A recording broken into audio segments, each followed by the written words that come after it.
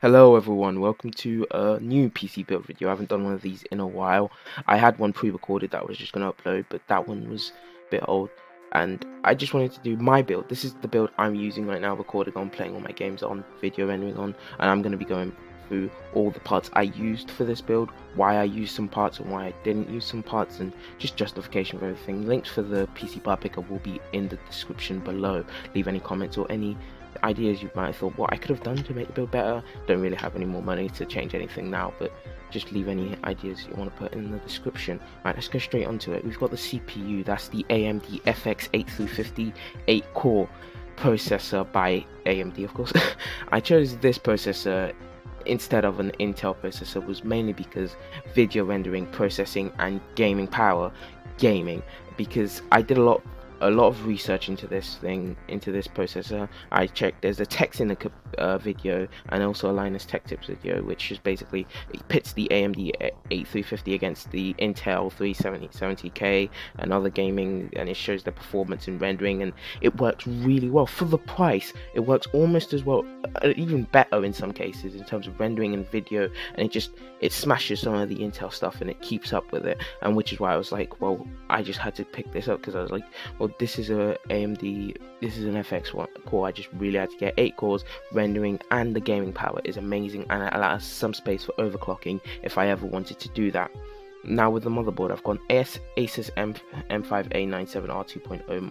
It's a great budget gaming motherboard, good recommendations all around the board. Saw a lot of builds around this video, I knew how it would work and everything around it, so I picked it up. I went for RAM. I went with 18 gigabytes of 1866 megahertz of RAM. Now I've gone with 16 gigabytes. It's a bit of an overkill for my build, but I've gone with 16 gigabytes because of video rendering. I knew I wanted to do YouTube with this build, and I thought 16 gigabytes would increase my rendering speed, will increase processing for videos, things like that, and I really like it. It makes some of my rendering really quick. I'm not waiting around for ages waiting for a video to render. It's really nice.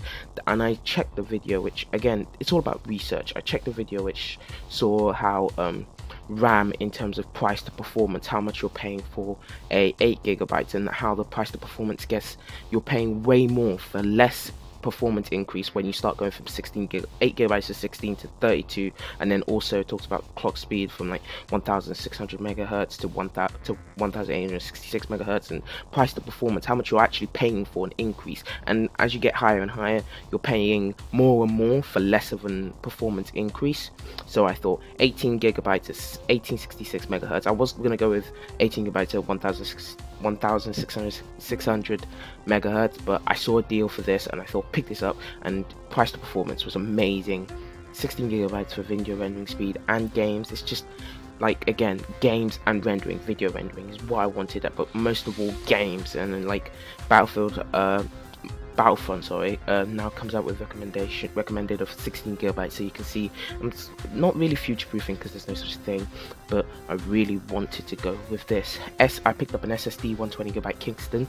It's cheap and reliable. Not much to say about that. It's quite cheap and it's reliable. I wasn't gonna go with a PCI SSD, just way too expensive. Wasn't gonna go with an Intel, just way too expensive. Yes, they're faster, they'll probably last longer than this SSD, but this is just cheaper and it fit within my budget restraints.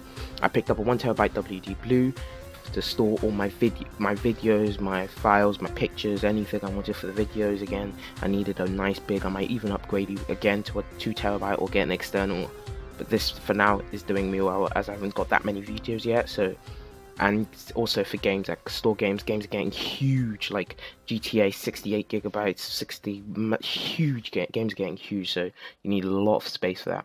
And I didn't want to I installed my Windows on the SSD, and I didn't want to slow it down by also putting a lot of games on there. So I thought I still got loads of space on my SSD, and Windows boots up in seconds. Literally, I timed it. I think it's 20 seconds. So it's really amazing, absolutely fantastic. So for the video card, I've gone with the GTX 960 4GB version. I was gonna go with the R9 380 4GB, but due to some problems from eBuyer, I ended up having to pick this up, and I'm so happy with that because this card is not only lighter, it's quieter because it produces less heat, so the fans don't have to run as fast to keep it cooler, and that was a huge thing with it because I haven't gone with a another cooler for my CPU. So I've got stock coolers, and anyone who's got stock cooler out there will tell you they are noisy as hell.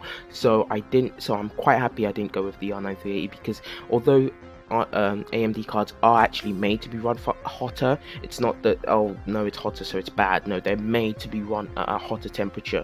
That's good, but that also means that the fans will also, if you want to keep them a little bit lower, so the fans will also have to run at a faster speed. So I'm glad I went with this, because then the fans I run the fans lower most of the time till I'm playing a high demanding game. Then they start ramping up. I can use the MSI Afterburner to monitor that and just look at that, which is really good. So I'm happy with the 964GB version. It lets me run any game right now that's come out. I just love this card, absolutely love its hell. Now I went for my case with the NZXT S340. This was because I saw a lot of build videos with this case, and I was confident of building with this case. I was confident I could basically use this. It sounds a bit weird, but I've done builds before, but that was such a long time ago before I did this build that I wasn't very confident. And like when you've done a build, you're like, oh, I could just put the parts together and you'll build it with any case. But as a first time builder, you can be quite tentative, and it's like, oh, everything is quite kind of scary. I'm not a first time builder, like I said, I've built it before, but it was quite a long time ago, so it was just like, do it. I wanted a case I could be confident with, a case where I've done loads of research on, and this case is very, very noob friendly. It makes next to no effort in terms of cable management look like you've put literally hours into cable management, and you haven't. It makes cable management so easy with the PSU shroud. Everything is just amazing in this case. And case management, again, like I said, looks amazing. And for the power supply, I went with the 650 watts gold fully modular power supply. A bit more than I needed, because I knew I would get rid of the stock cooler eventually, which I still haven't done, but I will get rid of the stock cooler eventually. I might upgrade the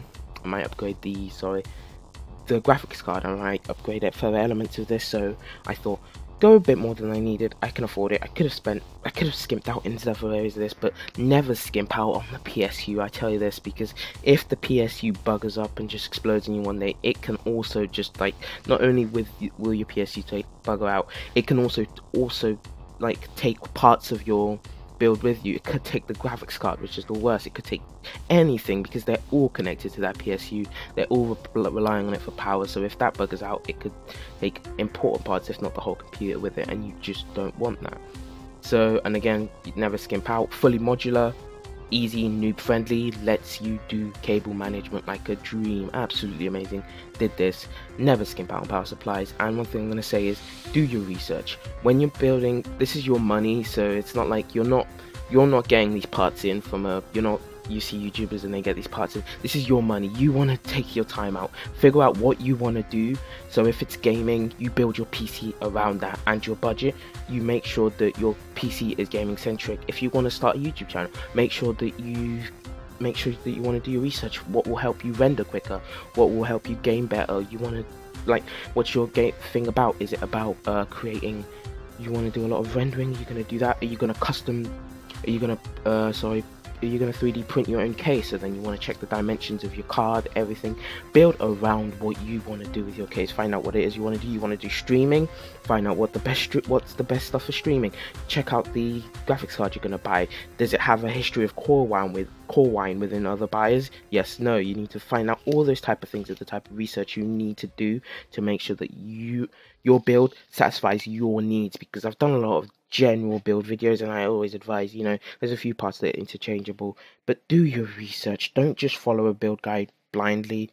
And this build suited me perfectly. It might not suit anyone else out there ever in the world. It might just be for me, or it might just suit your needs perfectly as well. But this was exactly what I needed, and it's done the job fantastically well. I've had no problems since day one with this build, and I'm absolutely in love with it. Thank you very much for watching. It was a bit of a ramble, a lot longer than the ones I usually do, but hope you enjoyed it. Have a good day. Bye.